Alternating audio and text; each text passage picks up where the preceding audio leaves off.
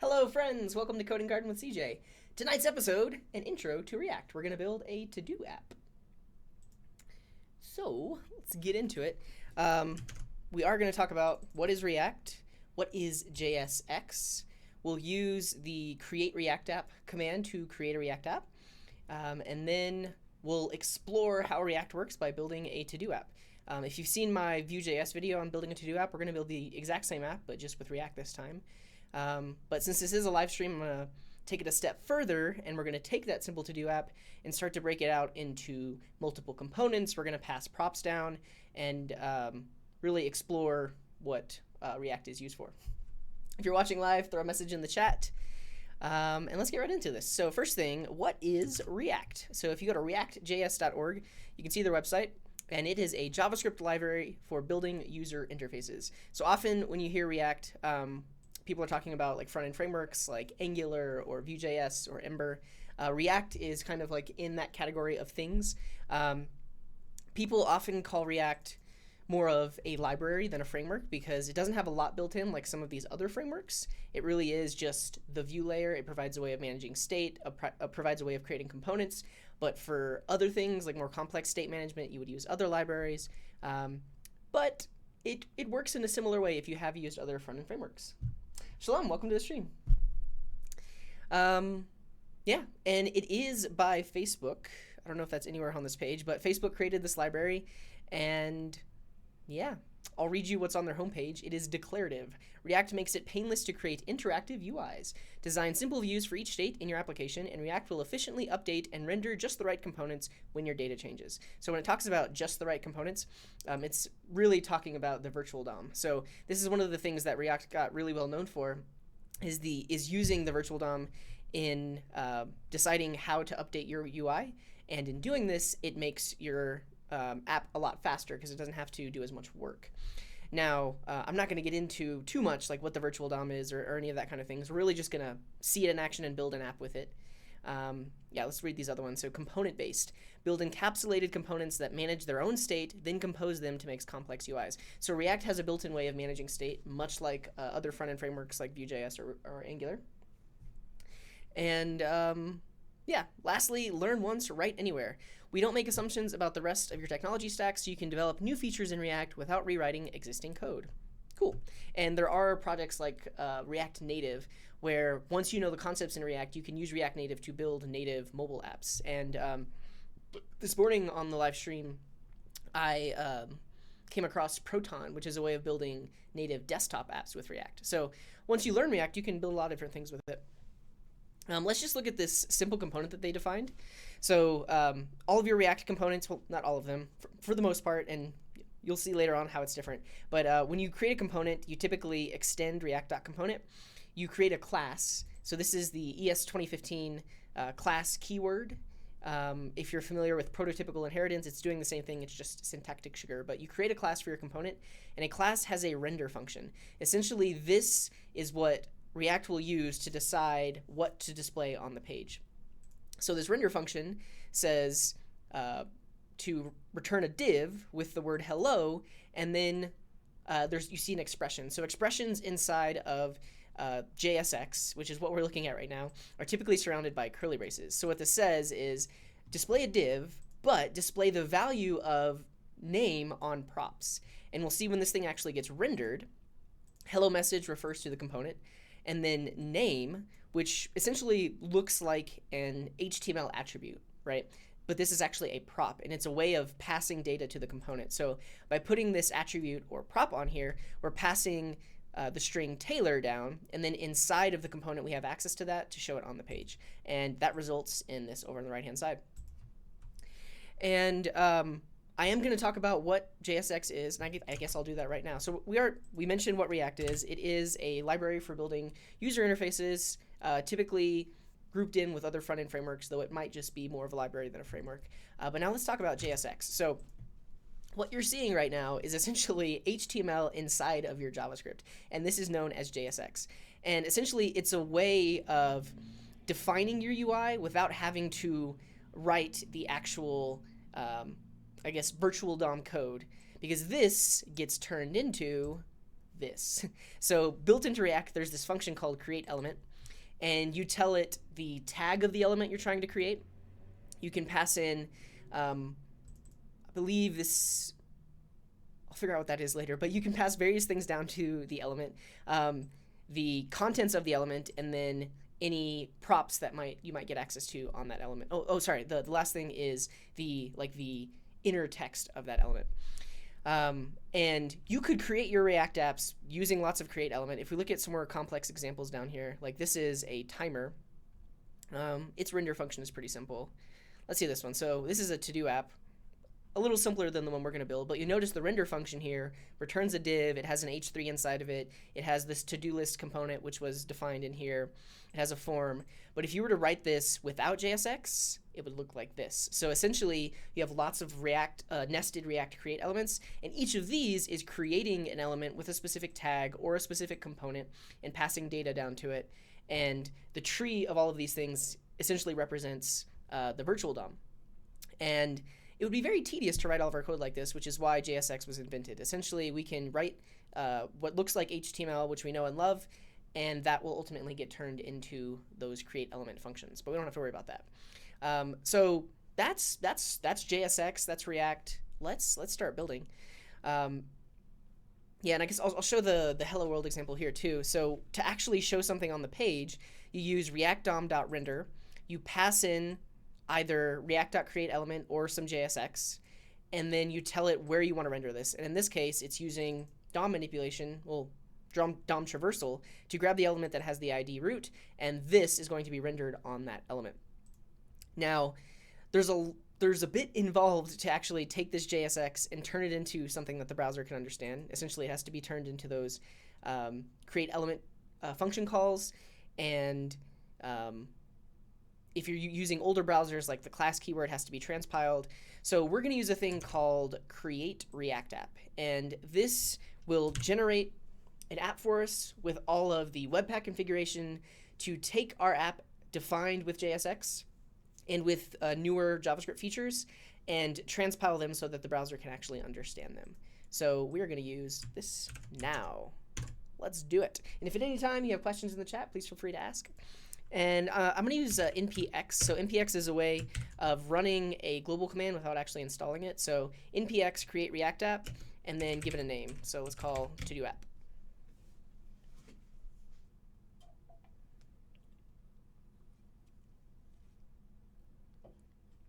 And if you have Yarn installed on your system, create React app automatically detects that, and it uses Yarn instead of npm. So I do have Yarn. So let's see what we got. You'll see it's a folder. It has two folders inside of it, public and source. There is a package.json. This package.json, you'll notice, doesn't have very many dependencies because create React app is essentially hiding those things from you. So there are dependencies on Babel and some CSS preprocessors, I believe, and some other things. But by using create React app, all that's kind of hidden from you, and you get this very simple view. If you look in the public folder, there is our index.html. It's pretty basic. It just has a div with ID root, and this is where your React application is going to live. And Webpack is essentially going to inject all of the scripts that we write into this page to make it actually work. And if we look in the source directory, this is where we will be writing our code. Index.js is the entry point, and this is where our app actually gets added to the page. So you'll notice it's using ES 2015 import statements. So we're bringing in the React library. We're bringing in React DOM. Webpack has a CSS loader pre-configured, so we're bringing in a CSS file. Our component called app is defined in the file called app, and we're importing that in here. And the way JSX works is if you have a component on a variable, you can essentially use it like a tag name. So what we're saying is, on this line, grab the element that has ID root and render the app component on that element. And let's take a look at the app component. If we look at app.js, first thing, and you need to do this in every component that you create, is import React. If you're creating a component that uses a class, you're going to bring in component as well. The Webpack config has loaders for images, so we're importing an SVG. We're also importing a CSS file in here. But because we imported that SVG, it's actually being used as the source for an image in the render function. But this is our app component. The top level element is a div. It has a header with an image and an h1 inside of it, and then below that just a paragraph tag. Some interesting things to note here. Class name. So when you're using JSX, instead of using the word class, you have to use the word class name. Because we're inside of JavaScript, if I said class, like CSS class, it wouldn't know the difference between this class, like the JavaScript class, and the CSS class. So when you want to use a class in JSX, you have to use class name. And later on, I'll show for a like a label that has the for attribute, instead of using for, because that would get confused with the for loop, you have to use HTML4. But let's see what we get with just this basic app here. So if I do yarn start, I have to cd into the directory that got generated and then do yarn start. And this is our basic React app. So this was the SVG that got loaded in, a simple header. These styles are all defined in that CSS file, and there's that paragraph tag there. So really basic React app. Let's see. So here's what I'm going to do. I'm actually going to pull out all of the CSS, or at least get rid of it, just so we can have no styles at all and start from scratch. So even in index.css, I guess we'll leave that. No margin and a sans serif font. And for now, I'm also going to get rid of that logo, and I am just going to show an h1 that says hello coding garden. Cool. So now if we look at the page, it says hello coding garden. Let's look at our to-do list. So we created the React app, and if we decide to define any new components, and if you look at app.js, it is a component. Initially, I'm going to put all of our code inside of this one component, and later on, we're going to start to break it out to separate components. Let's take a quick break, take a sip of any beverage you have nearby. Today, I'm drinking apricot LaCroix.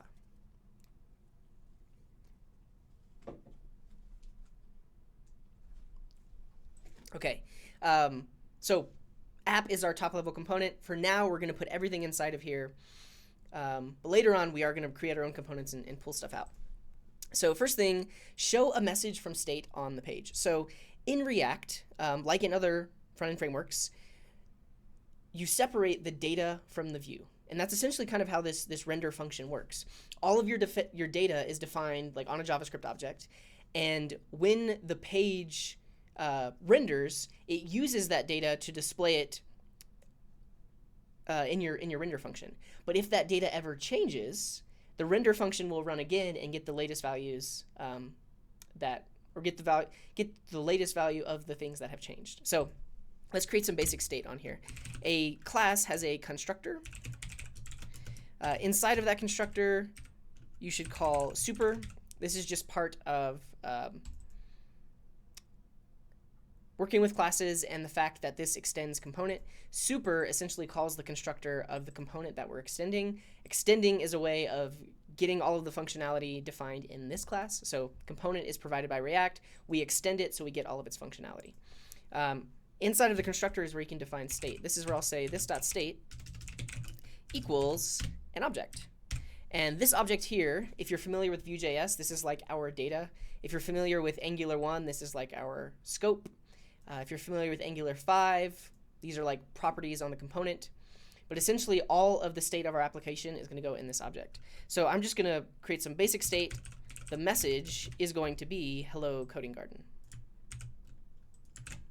So now that this is stored on state, I want to use state inside of my render function. And you do this like so. So you do single curly braces, and you say this dot state dot whatever property you want to access. In this case, message. And still works the same way, but now instead of hard coding that, it's actually pulling it from state. And if I change it, it should update. Cool. So this is where all of the data of our application is going to go, and we'll have various ways of changing this data so that it updates the view. So pretty basic stuff so far.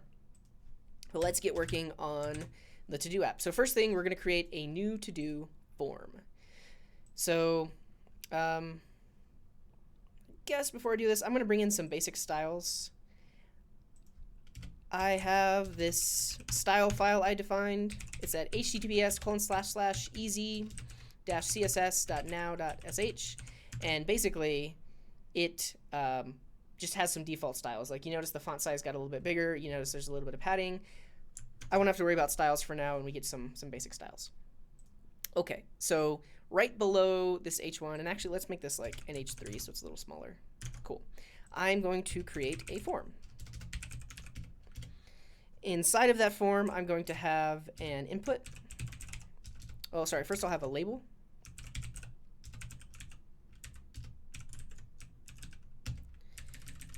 This label is going to be for new to do. And this is where we need HTML for. So like I mentioned earlier, because we're inside of JavaScript right now, if I use the word for, it doesn't know, it thinks I'm talking about a for loop, and I don't want a for loop. So I want to do HTML for. So this label will say new to do. And then below that, I'll have an input. And this ID will be new to do, and the name will be new to do. What do we got? Basic form. Cool. Now, you'll notice a lot when you're working with just regular plain old HTML or like a template in Vue.js, you don't have to put a closing tag on input, because input is known as like a self-closing tag, so are images. But in React, it needs that self-closing tag. So if you don't put that self-closing tag there, it doesn't know that you're done using an element. So in React, everything must close, even if it's a self-closing tag. Cool. So there's our basic form. Next, we want to call a function when the form is submitted. So on our elements, we have access to events like on submit. And here we can define a function that can be called. So we'll say on submit form submitted. I think I have to capitalize S on submit. I don't know. I might need to look it up soon. Kaizen, welcome to the stream. Okay, so, and this should be this.form submitted. Now, to define a function, you simply put it as a method on the class. So right above the render function, I'm going to define a method called form submitted. We should get access to the event, and I will just, for now, log the event. Let's see what happens. Open the DevTools. We need a button to submit the form. So right below the input, let's create a button. This will say add to do. And the type of this button is going to be submit, so that the submit function of the form is called. Now, this might need to be a lowercase s. If the submit doesn't work, then I know it needs to be a lowercase s. Okay. So learn React. Click add. It worked, but you'll notice the page refreshed, and you notice the URL changed. So just like when you're working in regular plain old HTML and JavaScript, a form, when it's submitted, tries to send the data somewhere. So to stop that from happening, we need to prevent the default action. So right here, we can do event.prevent default. And then right below that, we'll just log form submitted. So now if I say learn React and click add, form submitted gets logged to the console. So it's working. Cool. Call a function when the form is submitted. All right. Create a string property on our state to store the user input. So when you're building apps, pretty much with any front-end framework, everything in your UI you want to represent on state. So on our state here, I am going to have a property called new to do. And this is essentially going to hold whatever the user is typing into that input box. What do I have here? Yeah, so basically it starts off as an empty string, because when the page first loads, there's nothing in the input box. But as the user starts typing, we want to update that value under the hood, so that way when we click add to do, we have the latest value of the input. So how is that going to work? Listen for when the input changes and update state. So React doesn't have anything built in like Vue or Angular does to automatically update something under the hood. We have to just handle this the old-fashioned way with events. So on this input, I'm going to listen for the on change event. And we'll say this dot new to do changed. And so now I need a method called newToDoChanged. This is going to get access to the event, and we'll just log event.target.value. And this should be the value of whatever was typed into the input. Let's see. And you'll notice every time the input changes, it's getting logged the latest value. Hello world. Cool. So now we want to take this value and update our state. So we want to set newToDo to be whatever the value was from the form. Cool. Hey Bob, welcome to the stream. Anybody else join? No. Cool. Okay, so to do that, there is a built-in way called setState. So we say this.setState. You pass in an object with the properties that you're going to be updating. So in this case, I want to update newToDo to be event.target.value. Now, this is not going to work, and we'll see why in a second. All right, so type a letter, we get an error. Cannot read property setState of undefined. So if we really try to analyze this error, setState is trying to be called from this. So what this is saying is this is undefined. So why is that?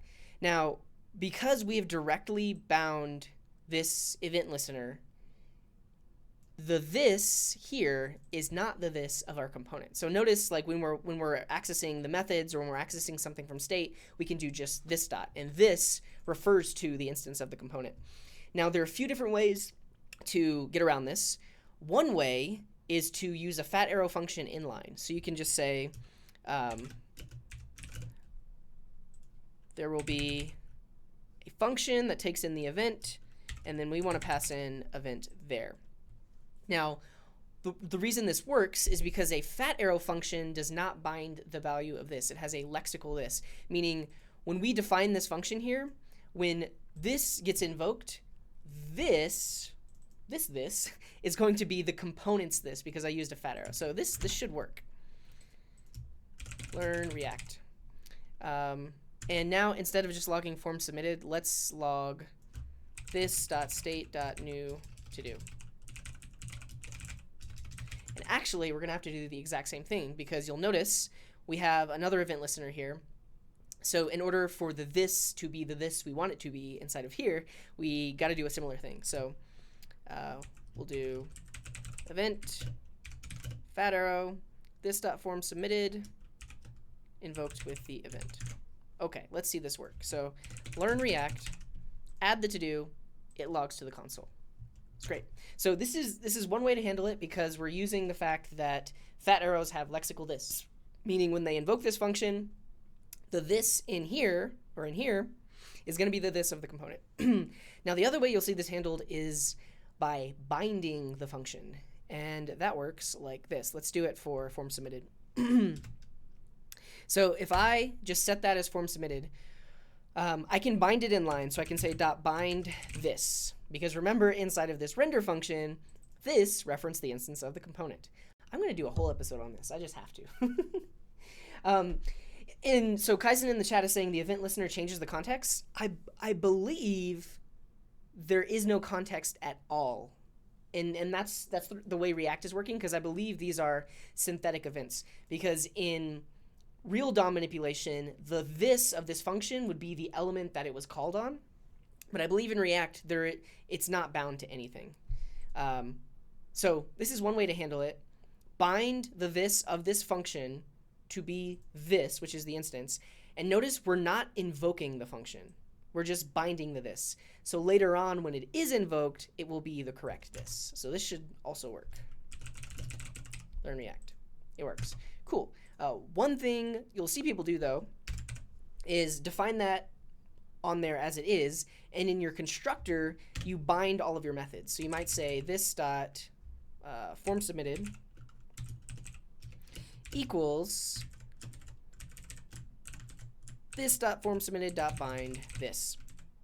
So when an instance is created, every single, well, this function will already be bound to the this of the instance. So later on when it's called, it had already been bound. 3 different ways to do this. My preferred way is probably to use the fat arrow, because then you're not talking about this or having to worry about bind this or anything like that. But this is one reason, I keep using the word this, but this is one reason why React isn't totally friendly to total JavaScript beginners, because this itself is a lot to take in and a lot to learn to really know what it is and what's happening with it. And to use React effectively, you kind of have to know what that is. But we can just use these fat arrows, and then we don't have to worry about doing all that. So we'll do that. Cool. But I guess what I was mentioning is technically we could have bound new to do changed, we could have bound form submitted to this up here, and then down here we could have just used them as is, and they were already bound to the this. Cool. So we have listened for when the input changes and updated state. And we know that we updated state because new to do changed is setting the state, right? And then when the form is submitted, this value here is the latest value, because every time it changed, we updated state, and then when the form was submitted, we showed the latest value from state. So, cool. Log the user input when the form is submitted. We're doing that, and notice we're accessing it from state. So, inside of any of your methods, this, as long as it's bound correctly, as long as the method is bound correctly, this will refer to the instance, and you have access to state. You'll have access to props, which we'll talk about later. And so we can actually use that and access that inside of the function. Cool. All right, now we will create an array property on our state to store the to-dos. So all of the data of our application goes in state, so the array of to-dos is going to go in here as well. To-dos is an empty array to begin with. And okay, so now it's on our state. Now to add the to-do to the array. Let's take a quick break.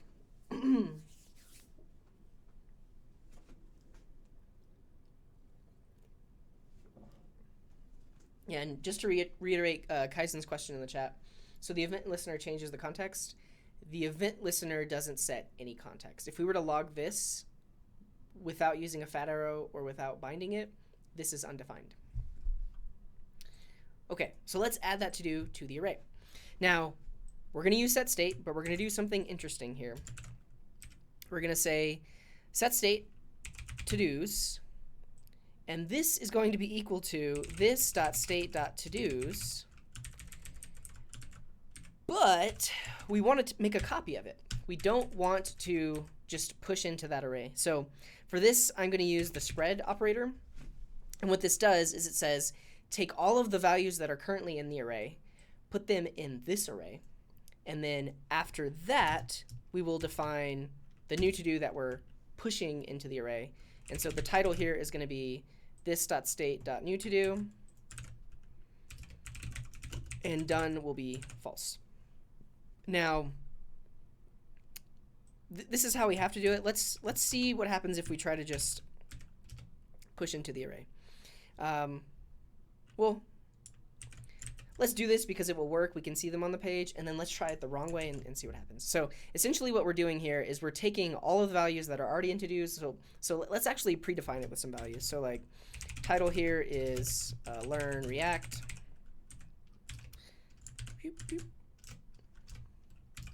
Done is false.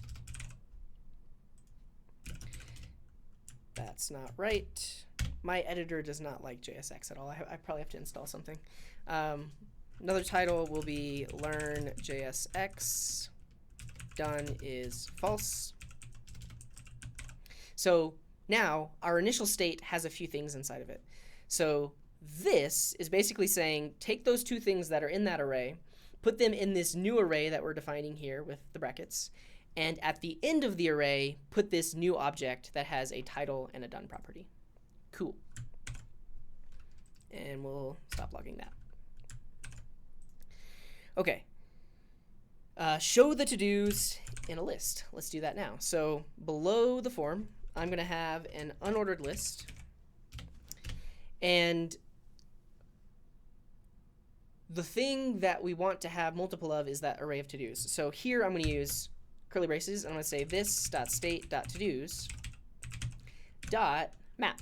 So essentially, we're going to map this array of to-dos from an array of objects to an array of JSX. So we're going to have JSX for every to-do item in the to-do array. So we're going to map this. We get each to-do. And this is going to return just a nice little list item. And inside of there, we'll put to-do.title. So when the page renders, we're going to grab that array of to-dos from state. We're going to map over it. And for every element in that array, we're going to show a list item with the title. So when the page renders, we see the two existing items in the array there. Cool. You'll notice this error we're getting. Each child in an array or iterator should have a unique key prop. This is very similar to Vue.js, where React needs to be able to differentiate between the list items, so on later updates it doesn't get confused, and we can simply just set a key here. Let's set this to to-do.title. We're not in Vue, so we don't need the colon there, sorry. Cool. Encountered two children with the same key, to-do.title. Oh, here's the other thing. If you want to set a value on an attribute, you need to use curly braces, not quotes. Because before, when I used quotes, it was the actual string to-do.title, so everything had the same key. Now this is saying take the title from the to-do, which is unique because we have learn React and learn JSX, and that will be the key of the list item. Cool, no errors. So now if we try to learn props and add it, it gets added to the array because of this set state right here. This is essentially saying take everything in the array and put it into this new array with the new item at the end of it. What if though? What if we just said this.state.todos.push?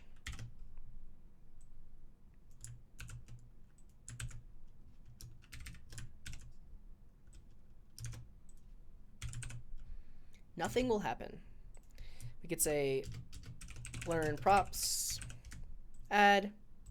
We could do that all day long and nothing will happen.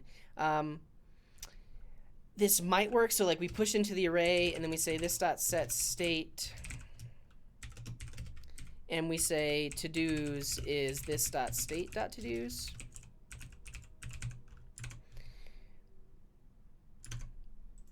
Maybe this will work. I don't know. If it does, it shouldn't.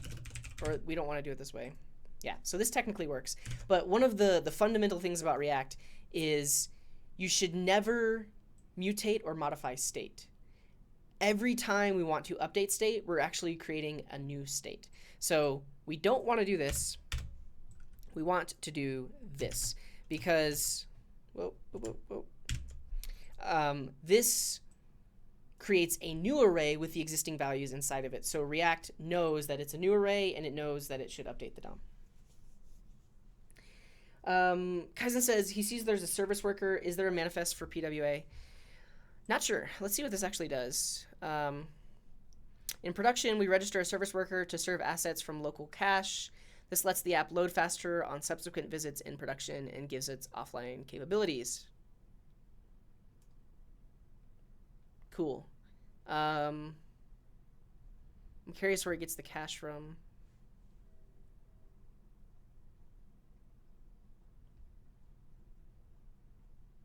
It might actually get generated in the Webpack build. Right, and I guess this is the other thing I haven't mentioned about React. It very much takes or tries to take a functional approach in that our render function is a pure function. It takes in state and returns a virtual DOM tree. And every time you give it the same state, you're going to get back the same virtual DOM tree.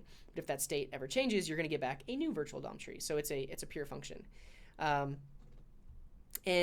there's another way we could do this. So here's what we could do. We could say const todos equals this.state.todos.slice. Slice is a built-in function to an array in JavaScript that essentially will make a copy of it if you don't give it any parameters. So this would create a copy of the array, and then we could push into that copy this object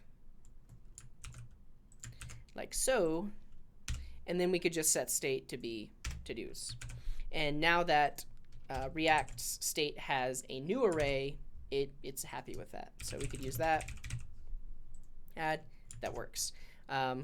Using the spread operator is my preferred way because it looks fancy and maybe a little bit cleaner. You don't have to have multiple variables. The other way was creating a variable and then pushing into the array, so more stuff was happening. Kaizen is saying save to desktop. Did you see that in here somewhere? You mean in terms of like where? Oh, maybe it's in the public. Yep. This must be the manifest for the service worker. It tells it where to start, and it probably traverses the files that it pulls in, like the JavaScript files and CSS files. Cool. Yeah, so we're putting it into the array, and it's showing up on the page. Do I have it in my to-do list? No, I don't. So one thing that's not happening right now is we're not clearing the form. So if I say learn props and add it, the form doesn't clear out. So let's attempt to clear the form. Now, when we are pushing into the array is when we want to clear the form. So we could set state to be an empty string. So now, whenever we push into the array, we're also setting the state to be empty string. However, in our render function, we're not telling it what the value should be. So even though I'm doing this, this won't be reflected in the UI just yet. So I'll do learn props, hit enter, it's still there. Because we need to tell the virtual DOM render function that the input should take its value from state. So on this input, I'm going to say value is this.state.new to do. Cool. And now, every time the page renders, it's getting its value from state, which we're updating every time. So it's there, and then when we clear it out, the latest value is empty, so it's not there. Can you upload it to GitHub? I would like to use it as a reference. Absolutely, yeah. I believe this is a good stopping point because we have like a basic add to do to the page, and now we're gonna get into marking things as done, changing some styles, all that good stuff. So yeah, I'll go ahead and commit and push up. Anybody else have any other questions, thoughts, comments?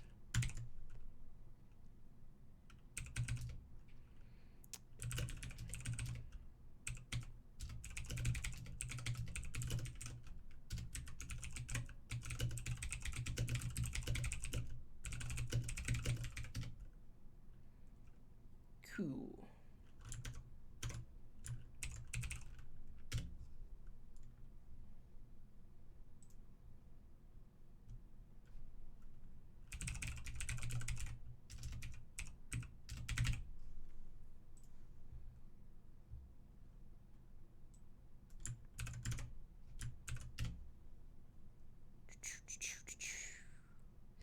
And it's there. Cool. Here, I'll share this. Oh, did it create a git ignore? Cool, it did. Okay, I thought it might have committed my node modules. There you go. Cool. Let's keep on keeping on. So right now we got a basic to-do app. All of our state, all of our data in our UI is represented in state. We've got some event listeners for when the form is submitted, when the input is changing, and we're updating state to reflect the latest. Well, we're updating state so that on the page it's reflected in the list here. Cool. All right. Check done on a to-do to mark it as done. So on every list item, instead of just showing the here, I'll wrap this in curly braces. Instead of just showing the list item, I'm also going to show a checkbox. So right here, I'll have an input type of checkbox. So those checkboxes are there. Let's change the styles a bit just so it's in line. Yeah, because those styles that I brought in, they have display block width 100%. So if I do display inline and width is auto, it'll show up on the same line. So let's do that. I'm just going to add this to my index.css. I'm going to say input with type of checkbox will have that style. Cool. So now the checkboxes show up there. Awesome. So, just like when we were listening for changes in the input box here, we also need to listen for changes when the box is checked. So let's do this. On the input, we'll have an on change, and this will take in the event, and we'll call a method, this dot toggle to do done, and we'll pass in the event. And now we need this method. So on here, we're going to have toggle to do done. This will take in the event. We're gonna have to pass in some other stuff, but for now, I just want to see what they give us access to. We most likely will have access to event.target.value, and value might be true or false. We're also going to need access to which to do we actually clicked this on, but let's just see what we get for now. So when this change, we get that. We can look at the target, and Kaizen, earlier, this is what I was mentioning. So the event itself is a synthetic event, so it's not an actual DOM event. But we have target, and do we have a value? Let's just try to log event.target.value.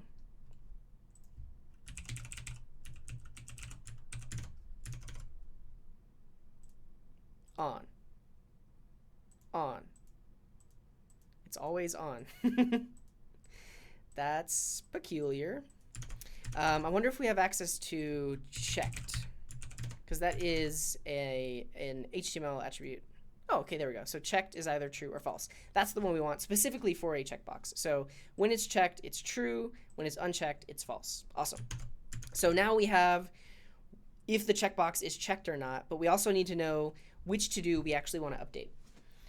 Let's take a quick stretch.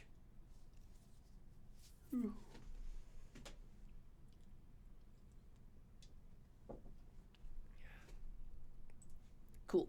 So this map here is a JavaScript map. So inside of a map, we also have access to the index. So we are going to use that index and pass it into this function so that we know which to do to change the done property on. Okay. So first thing we'll do is we need to make a copy of the to-dos, and I'm just going to do it like so. So I'm going to say to-dos is an array with this.state.todos. Okay, so we made a copy, and now we need to find that to-do in here and update its property.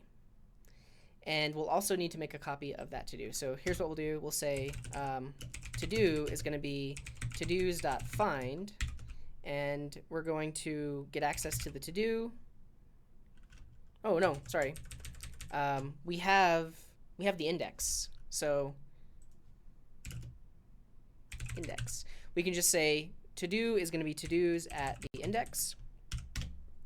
And I don't want to just do to-do.done equals event.target.checked, because this essentially would be mutating state. This right here does a shallow copy of the array, meaning it just takes the existing to-do objects and puts them in a new array.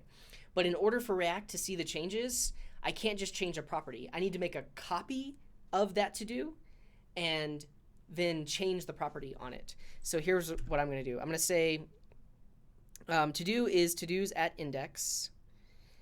Well, actually, to-do is going to be an object with the properties from to-dos at index. So this will make a shallow copy of that object, put it in this variable, and then when we overwrite the variable, we're overwriting it on a new object. We are not modifying the existing object.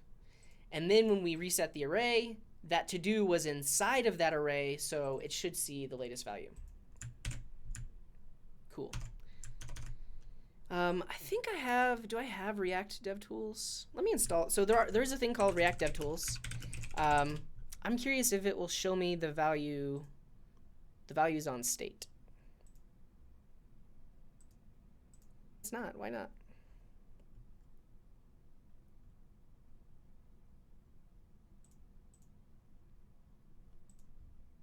Click away. To-dos.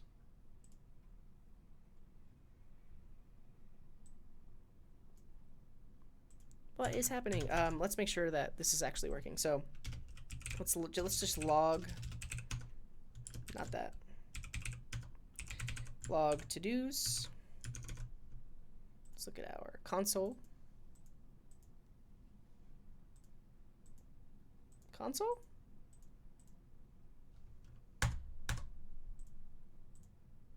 Weird. Okay. So when we check it, true. And if we look at our to-dos, done is false and done is false. Did I specify?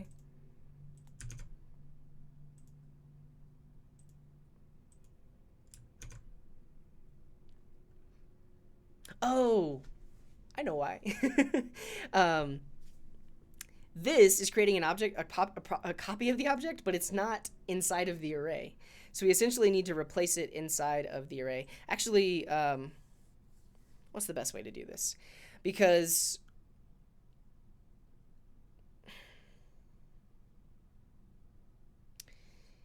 yeah, here's what I'm going to do. I'm going to say to-dos at that index is going to be this copy, and then we're going to update the value at that index. This might not be the best way to do it, but ultimately what we're doing is we're creating a copy of the array, we're creating a copy of that specific object, and actually, yeah, we're creating a copy of that object inside of that array, and then updating the property inside of that array. So now it should have the latest value. So if we check this, we're logging true, and then the first one should have done of true. Cool. And if we look at the React DevTools, our array is there, and the first one has a value of true. Awesome. So that's working. Let's add some comments here. So copy the array, copy the to-do, and this is update done property on copied to-do. And again, the reason we're copying this is because we don't want to mutate state. We want to give React a copy of state with the latest updates so that it knows how to update the page. Cool. So that's toggling it. What else do I have in the to-do? Show a line through the text. So now I want to bind some style properties. So let's do this.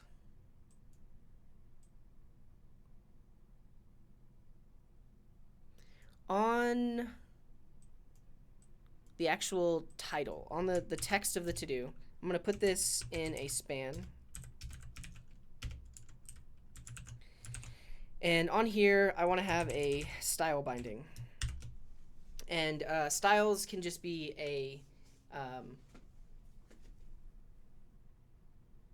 guess they can be an object.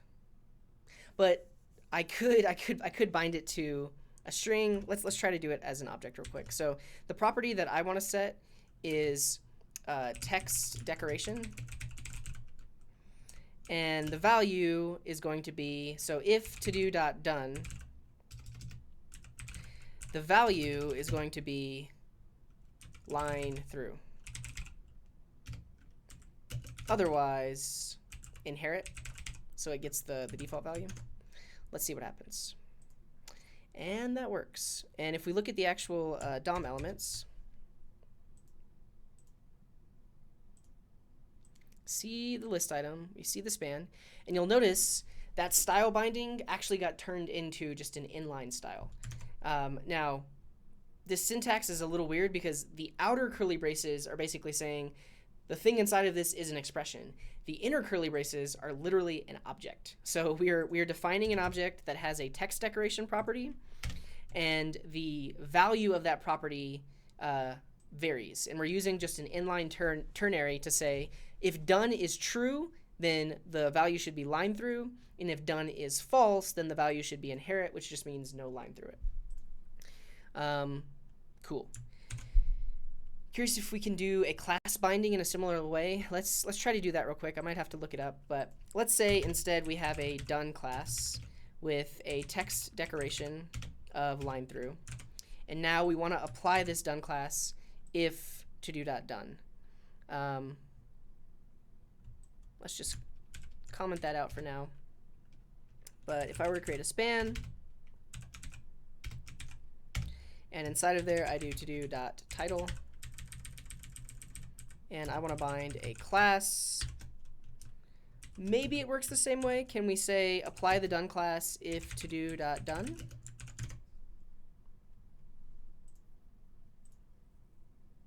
Yeah, and I can't use class, I have to say class name.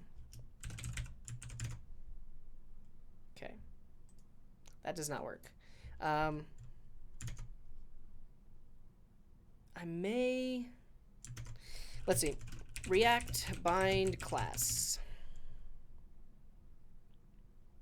Oh, so bind class name.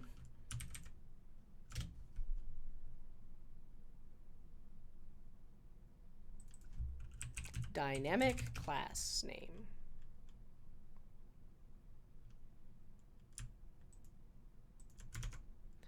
I may actually have to just do a string with a ternary inside of that. Yeah, I think that's what I got to do. So basically, class name should be a string, and if to-do dot done, then the class is done. Otherwise, no class at all. So now if I check it, it gets the done class, and you'll notice on this element it has a class of done, and on this element it has no class properties at all. Hey Emmy, welcome to the stream. Cool. I've done really good so far not talking about how much work this is compared to Vue.js, but this is a lot of work and a lot of new concepts that as a beginner you would have to learn. Cool. Yeah, let's just use the class binding. I'll leave this as a comment so you can see how we actually would bind to styles if you want to. The other interesting thing about this one right here is you could define this style object in a JavaScript file that exports an object, and then just put the name of that object here, and it would use those styles on the element. Cool. So we are now showing a line through the to-do text when we check done. Cool. Next, let's add a button to remove the to-do. So right below the span, we're going to add a button. This is going to say remove. And on click, we are going to call a function. We get, I guess we won't need the event. In this case, we're just going to say this dot remove to do, and we'll pass in the index. Cool. Now we need a remove to do function on our component, so I'll add that here. Remove to do takes in the index, and then we got to do some similar things. So we could first copy the array and then pull out that specific index. So I could do a splice of that index and 1. And I'd have to do this, I think, on the next line, because, well, does splice modify the array or return a new array? Let's see. Let's look it up real quick.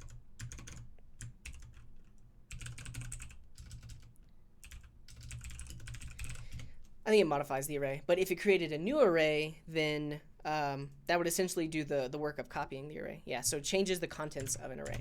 So we will first copy it, and then we'll say todos.splice the index and one of them.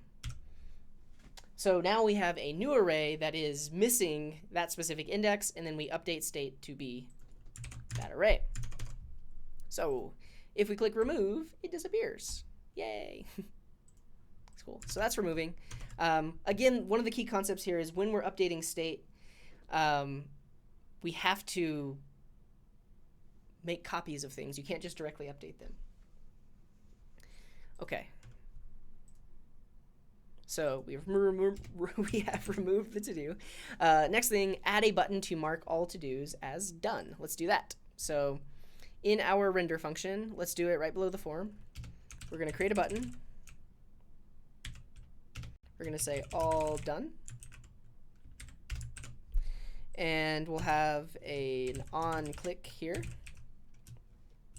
We'll say this.allDone. We then need a method called allDone.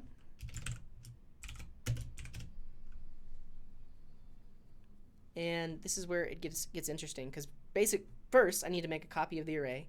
Then I need to make a copy of every element, and I need to update the done property on that element. So for this, I'm actually going to use a map. So let's say const todos is going to be this.state.todos.map.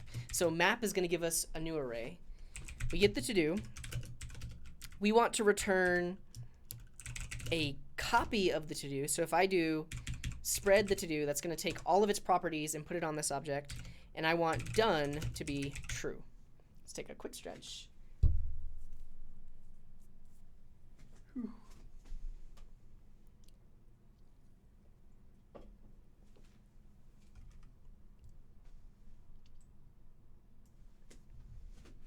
Cool. So some weird syntax happening here, but basically map is going to create a new array. We're mapping over to-dos, and for every to-do, we're going to create a new object with all of the existing properties, but done is going to be set to true. Now, in this example, it's somewhat contrived to just use the spread operator, because I could say title is to-do.title, because that's the only other property on the to-do, and then the done property will always be true. Let's just do this. And then right after that, I'll do a set state. We're going to set state. We're going to set the to-dos on the state. Pijo, welcome to the chat. Yeah, so that doesn't work because you got to do this dot set state. Okay, all done. They all get marked and checked as done. But notice the checkbox isn't getting checked. We actually need to set the checked property on the element to also look at state. So on the checkbox, we're going to say checked equals to-do.done. And so now that should listen to when the done property is true. Cool. And if we add some other things, learn props, learn components, we can check these, we can mark all done, we can uncheck these, we can remove them. All is right with the world. There we go. Where are we at? Add a button to mark all twos is done. Cool. So this is our basic to-do app with React. There's a lot going on here, kind of a lot of new concepts if you haven't really worked with some of these features in JavaScript, like spreading, or spreading an object, spreading an array, binding, or using a fat arrow function. We also have the class keyword here.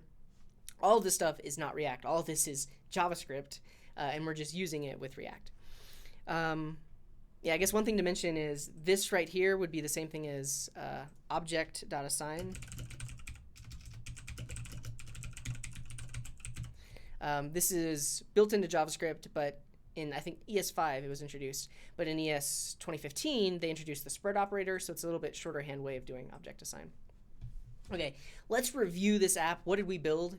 And then we're going to start to break it down into smaller components and pass props and stuff like that. Okay, so we have one component. It's called app, and it has some state on it. It has a message. This is just what we display at the top of the page. It has a new to-do property. This represents the current value in the form. It has a to-dos property. This is an array of all of the to-dos. Every to-do has a title and a done property. We have a few events. New to do change is called whenever the input value on the form changes. So when it changes, we update the state. We set new to do to be the latest value that the user typed in. We also have a form submitted function. We get access to the event and we can prevent default just like we would in like vanilla JavaScript. And then we set state here. One thing we do is we set new to do to be empty. This will clear out the form. And then we update to-dos to be a new array with all of the existing values in to-dos, and then our new to-do that we're creating at the end of that array. We have toggle to-do done. This creates a copy of the array, and then creates a copy of that specific to-do at that index inside of that array, and then updates the done property at that index to be marked as true. Another way to write this would be to just say, so create the copy, but then the done property is going to be event.target.checked instead of updating it after the fact. This should still work the same way.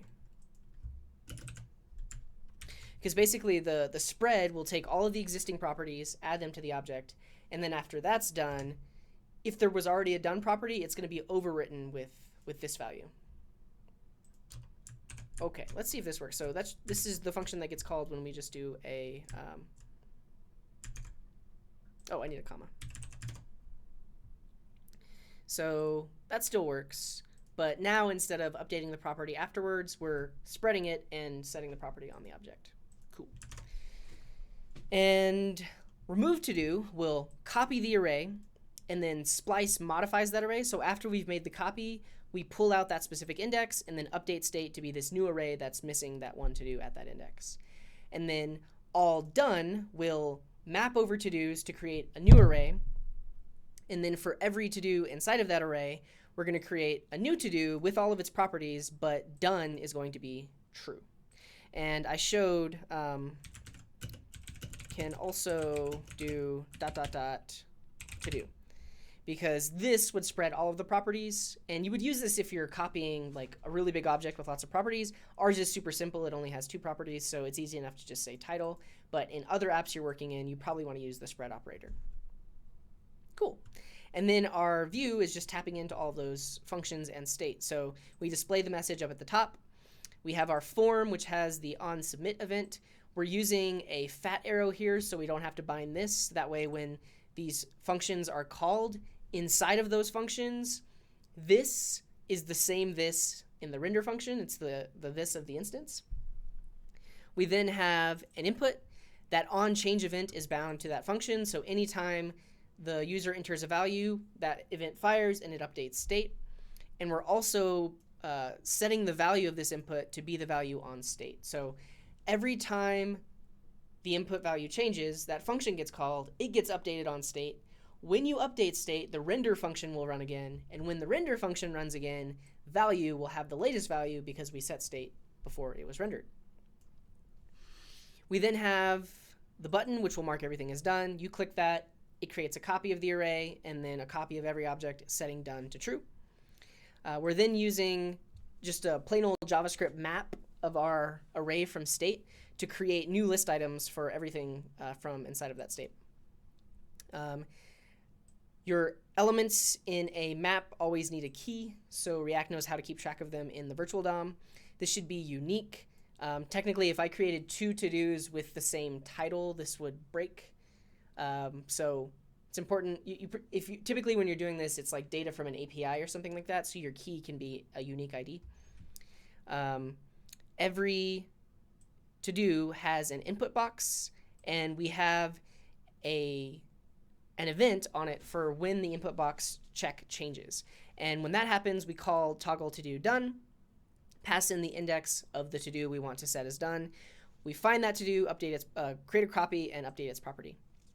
And we're also binding the checked value to be the done property. So when we set state to be done, this re-renders and it shows up as checked. Cool. And then I'm showing 2 different ways to bind to either styles or classes. One way is to bind a style using an object. The keys are the CSS properties camel cased. The values are the values of those CSS properties. And then for class name, we're just setting that to a string. So we use a ternary to say, if it's done, the string should be done, which is the class called done. If it's not done, then don't set any class at all. And this is what puts the line through the text. And then lastly, we have our remove button, which just passes in the index of the to-do, and that's how we pull it out of the array. Whew. That is an app. All right. Next part, what are components? What are props? We're going to start to break this thing down. Any questions, thoughts, comments in the chat before I talk about this next thing? And actually, I'll push up the code.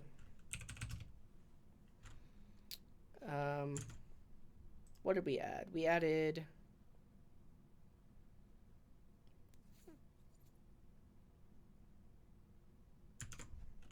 Did we add the line through? Yeah, we did. Okay.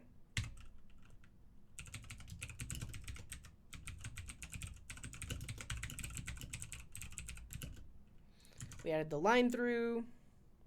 We add remove and all done. Cool. So that latest code is up on GitHub if you want it or need it.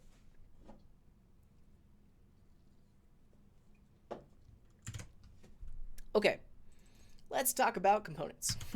If you've used other front-end frameworks, you're probably already familiar with the concept of components. But essentially, we want to break down our UI into smaller components. So right now, everything is in just one app component, but we can actually break this up into smaller pieces. So for example, what we're going to do is we're going to take this form here and put it in its own component.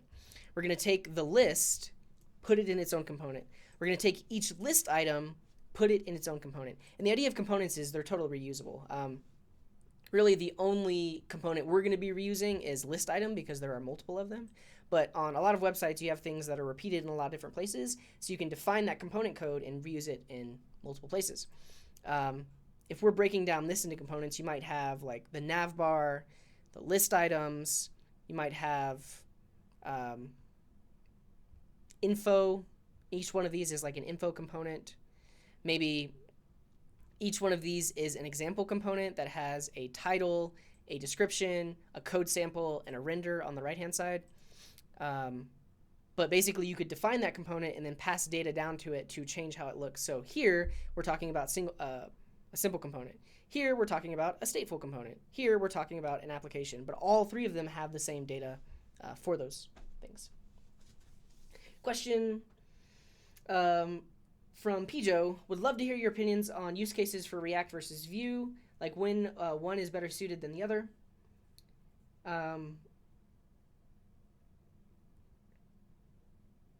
Oh, and then Kaizen's next question is, can one separate the files, and what's the usual standard operating procedure? Yeah, so that's basically what I'm about to do. Instead of having this one big component, I'm going to pull it out into like 3 separate files. But on Pijo's question, I think it's all a matter of preference. I kind of hinted at that, like, I don't like this because we have to do so much work. One thing about it, though, is if you really want to get good at JavaScript and just, like, ES 2015, ES Next, like, features of JavaScript, React is going to make you do that because you have to know those things to be able to use it. You also have to know a lot about and use properly, like, binding of this. And that's kind of one reason why I don't like it. Like, I like Vue.js because it does a lot for you and doesn't require as much overhead. Like, I could build this same app with probably half as much code because I don't have to manually set up all of these event listeners. Yeah. But at the same time, it really takes, like, how you think about apps, because for someone that just knows JavaScript, this can make a lot of sense because, like, you have just, like, a basic map and you're just using that inside of your render function. Everything is very idiomatic. Like, it is what it is and it does what it says it does. Whereas in Vue.js, there's a lot of stuff that it does for you, and you kind of have to know about that in order to take advantage of it. And if you're totally new to Vue.js, it's going to take some learning to figure out what it's doing for you.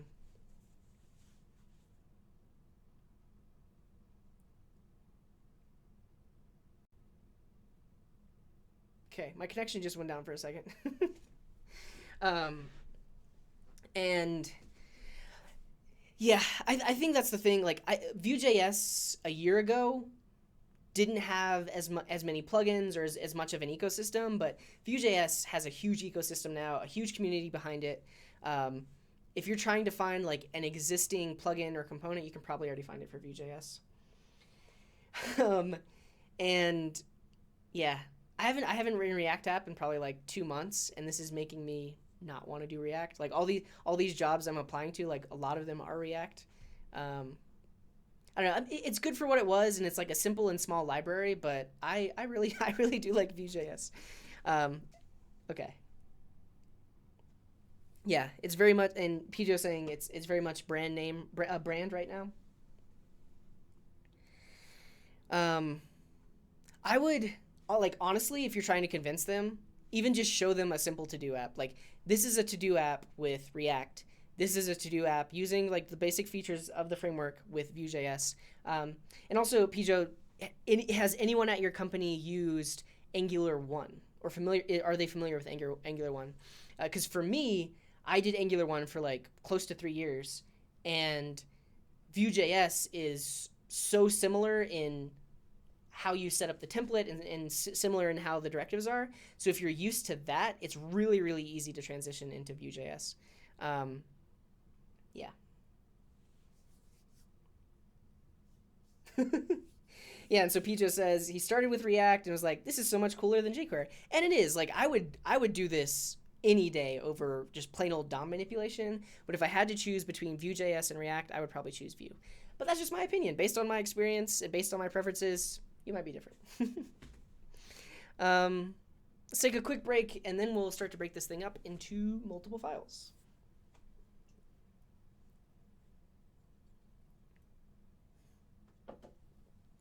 Shalom says they're still in a bootcamp. What are you learning there?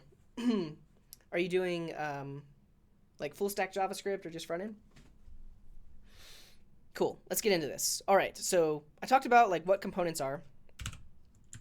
Let's actually create one. So here's what I want to do. I want to take this form right here.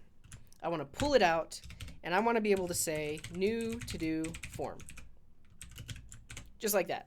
So I want to essentially take what was there, put it inside of this component, put that in a separate file. So let's do that. So in my source folder, I'm going to create a new file.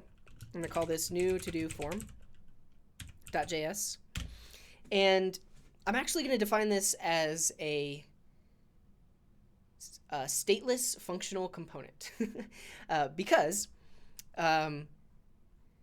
all of my state I'm going to have living at the top level inside of this component, and this to-do form I create is just going to get, well, it doesn't need any data, but it does need a function. It needs a function so that it can call it whenever the form is submitted, but I'm just going to pass that down. So for this, there's no need to extend component. I'm just going to have basically just a render function. So let's say const new to-do form is a render function that gets props and then returns that. And one thing you have to do, even if it is just a simple component like this, you still have to import React. So up at the top here, I'm going to import React. We don't need component though. So this is a super basic component. It takes in props and then returns the form like this. And this is just JavaScript, so we're going to export the form. So we're going to say export default new to do form. Cool. So right now, a few things are broken. Actually, we'll just update. So anywhere on here where we were trying to access this, now we're going to access them from props. So props.form submitted, props.new-to-do changed, and props.new-to-do. We'll import this, and then we'll talk about what are props. So in this file, I now need to import new to do form from new to do form. Cool. So it's just a plain old JavaScript export and import. Now I have access to the form inside of here, and now it should just render on the page right here. I might get some errors about like props dot whatever is not defined, but yeah, it still renders. So looks exactly the same, but now this part right here is actually defined in a separate file. Now let's talk about props. So you'll notice that this accepts the props and then uses them. Props are essentially a way to pass data down to a component. So the things I need inside of this component are form submitted, new to do changed, and new to do. So here I'm going to pass those down. So I'm going to say form submitted will be this dot form submitted, not that, and new to do changed will be new to do changed, this dot.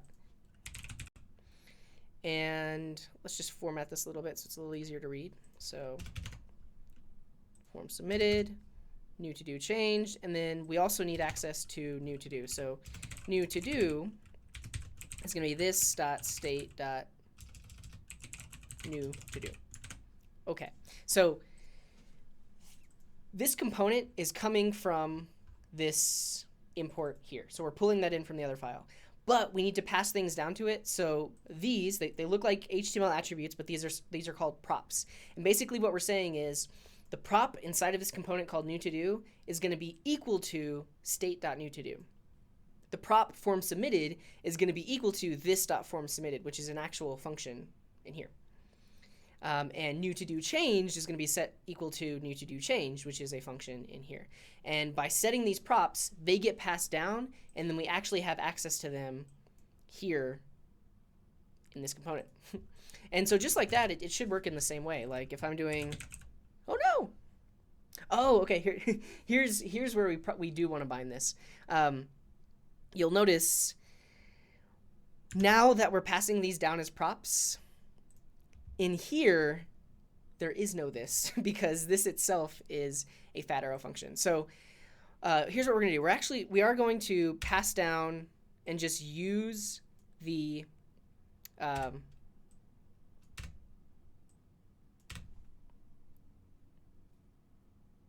props directly. So we just use those directly.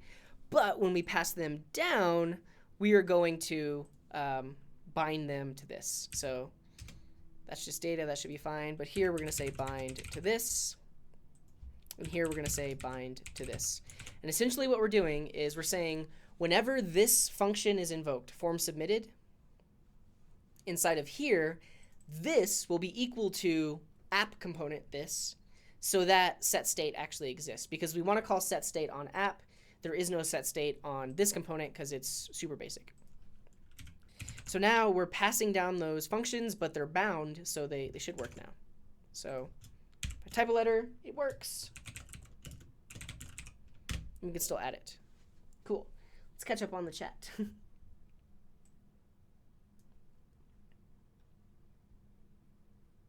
So Shalom says he's doing React in bootcamp.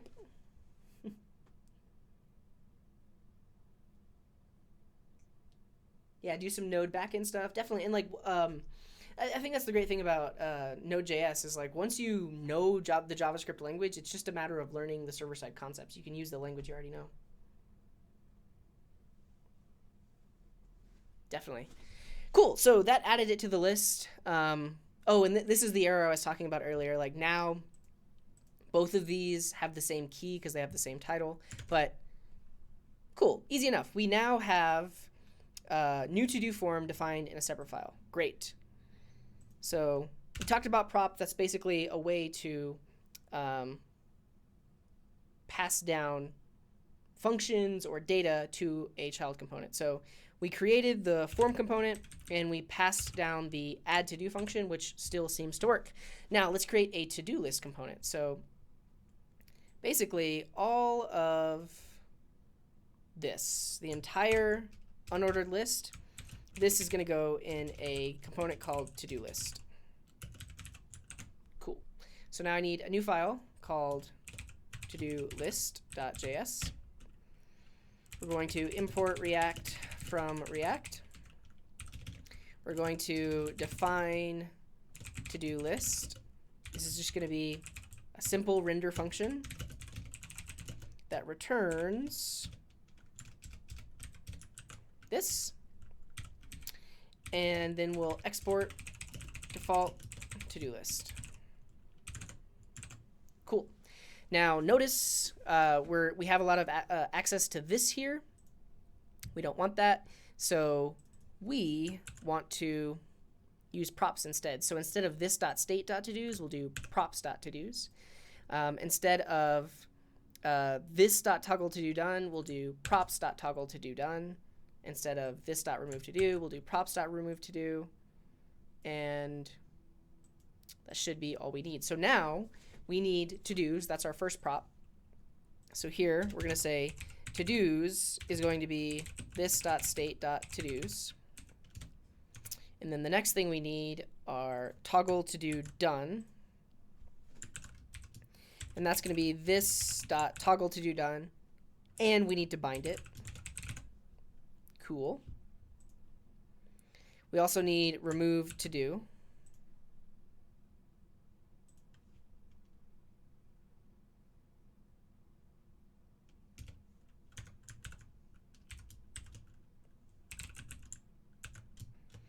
And we need to bind it. Now, one thing I did a little bit differently. So you'll notice on the new to-do form, I'm just using those functions directly. And that's because the only thing we need access to is the event. And by just setting the function there, it's automatically going to pass the event down. However, for these two, I need the index also. So by defining my own little fat arrow function, we can bind them in the parent, but now when we invoke them, we can actually pass in an extra parameter because we need more than just the event. Cool. So we have remove_to_do, and I think that's all we need for this component. Let's see if it works. To-do list is not defined. Now we have to actually import this in. So just like we imported the form, we're going to import to-do list from to-do list. Whoa. Whoa. And it works. So we are learning components. We are learning props. That still works. I can still check them all done. I can still uncheck them, remove them. Everything seems to work.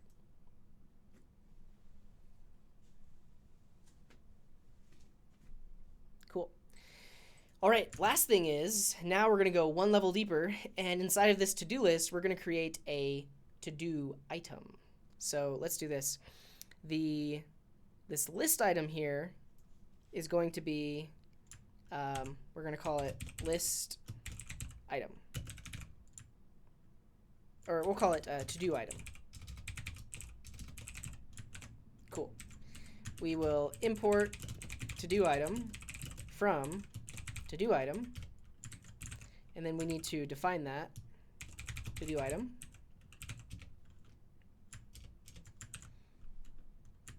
Got to do that. I was just going to copy our basic stuff here. That goes there. This is called to-do item.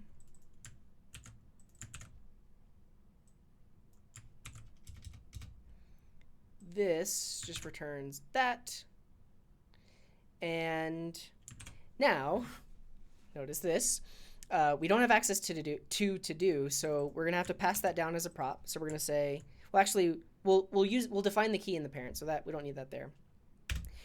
But where we do access to the to-do, we have to say props.to-do and props.to-do and props.to-do.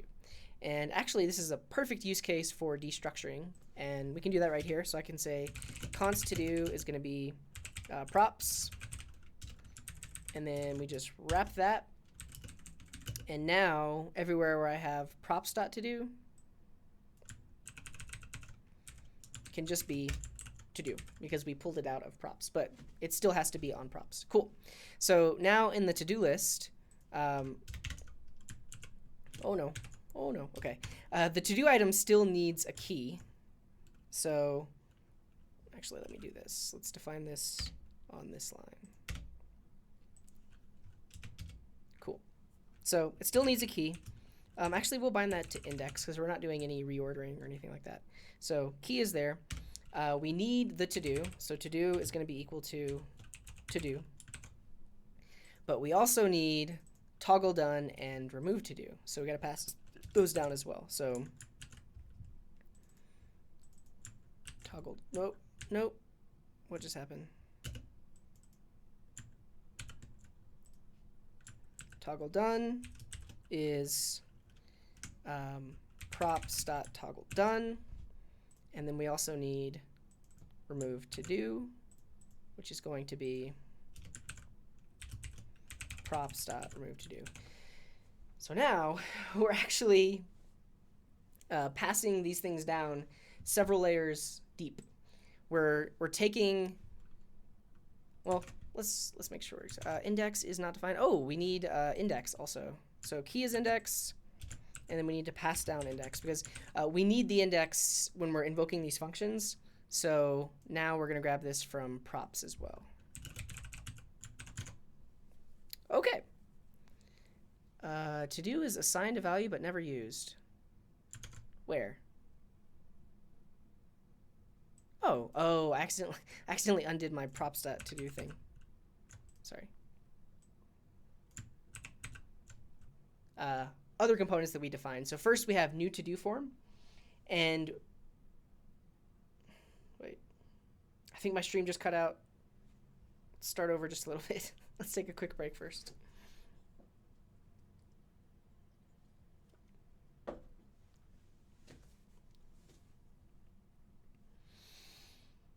We're almost done.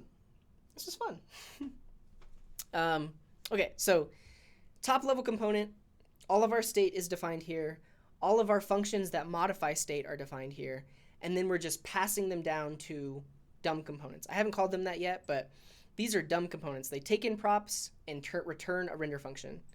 Take in props, return a render function. So new to do form will take in new to do to be displayed in the form submitted to be called when the button is pressed, and new to do changed every time the user inputs in the form. But we're passing these things down and then just using them here. Cool. And then also to-do list. So to-do list will accept the array of to-dos. It's going to map over that. It'll accept these two functions, toggle done and remove to-do, but it's not going to call those directly. It's going to pass those functions further to a child component there. So if we look at to-do list, it gets to-dos from the props. So those are directly passed down here from state. We then map over them and return a new to-do item, which is a component we defined, and it further accepts several props. So first it accepts the index of the to-do, so we can pass that in when we're removing it or updating it. We get access to the to-do itself, and then we pass down those two functions, toggle to-do and remove to-do. Now inside of that component, we use those props to invoke toggle done, to display whether or not the box is checked, to display the title of the to-do, to decide whether or not to put a line through the title, and then also when we're calling the remove to-do. So everything's at the top and then passing it to those dumb components. Cool. I think that's it. Let's look at my to-do list. So we created a to-do list component. We passed down the array. We passed down the mark done function. We passed down the remove function. And we also created a to-do item component. We passed down the to-do individual to-do item and then passed down also those two functions. Cool. I think that's it. So I have covered pretty much like the essential concepts in building an app with React. There are a lot of other things. I encourage you to check out the React docs and check out advanced guides. They get further into checking types of props, more in depth with JSX, dealing with refs, which actually give you access to the DOM elements themselves, all kinds of things that go beyond just building like a basic React app like this. So yeah. Kaizen, are you saying wasn't too bad? Like I wasn't too bad, or React isn't too bad?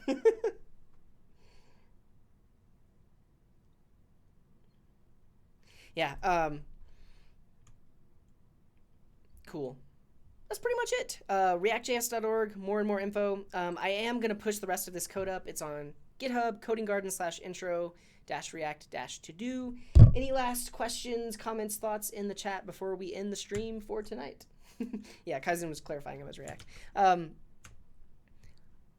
I only sort of agree.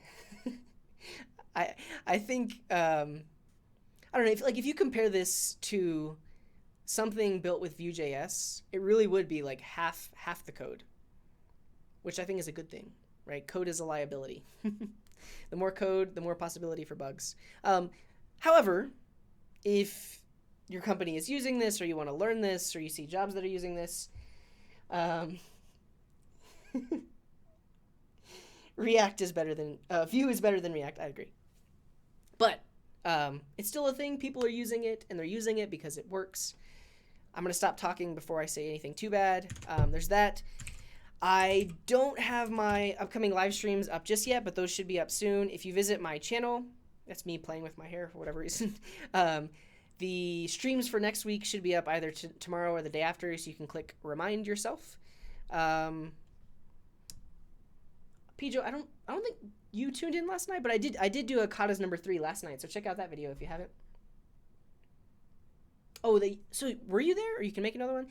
Either way, every Wednesday at 8:20 p.m. Mountain Time, I do a stream on solving code katas. Every Tuesday, I do Newbie Tuesdays. I have resident noob Tony. He's a friend that's been coding on and off for about a year, and we'll just build an app and kind of pair together. And then Thursday mornings and Sunday mornings, I will do Morning Tea with CJ, where I just talk about the news and maybe try to build something with that. Thanks, everyone, for watching. Have a wonderful morning, afternoon, evening, or night, wherever you are in the world, and I will see you next time. Goodbye.